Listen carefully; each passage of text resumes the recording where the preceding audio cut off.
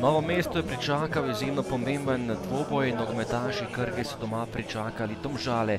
Domači še vedno bojo za 8. mesto, ki ohranja ekipo v prvi ligi, Domžalčani pa se borijo za Evropo. Tokrat so bolje tekmo odprli gostje, žoga pred vrata. Na pravem mestu pa je bil Podlogar, ki je žogo potisnil mrežo in popeljal Domžalčane v prednost 1:0. Nova akcija za goste, priložnost še enkrat Podlogar, a na pravem mestu domači vratar. Nova žoga pred vrata in Darko Zec je povišal prednost na 0:2. Lepo je preusmeril žogo in Krka se je znašla v precejšnjem rezultatskem zaostanku. Še enkrat kombinacija Domžalčanov, po prekinitvi je streljal Korun. Tokrat je žogo nekoliko slabše zadev, potem pa drugi polčas in strelj Fučka. Najprej dobra obramba Vidmarja, ki je žogo uspel izbiti. Potem pa pravi Evrogol za 1:2.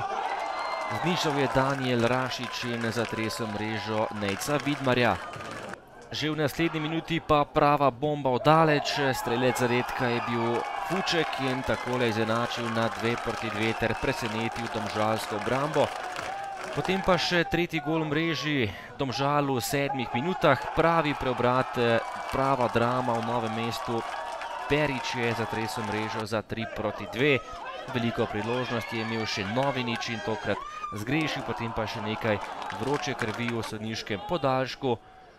Rašič je dobil rdeči karton, rumenega pa Darko Zec in domači so tekmo končali samo z 10 nogometaši, Domžalčani pa so tekmo izgubili, potem ko so po prvem polčasu imeli lepo prednost 2 zadetkov.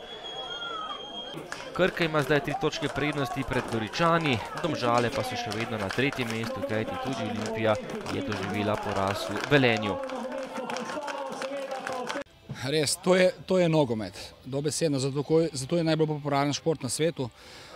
Mi smo slabo šli v tekmo, nismo dobro odprli, predvsem kar se tiče pristopa, agresivnosti, smo zamujali v duele.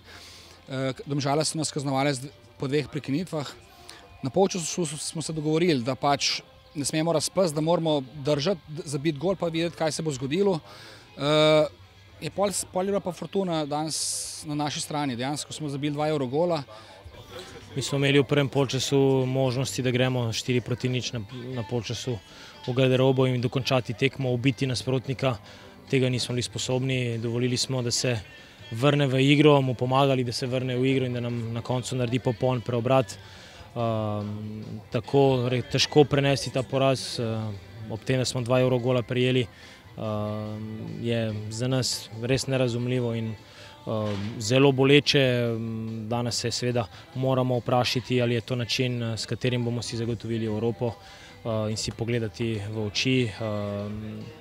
Malo je še tekem ostalo, zbrati se je treba do konca, da zadržimo pozicijo.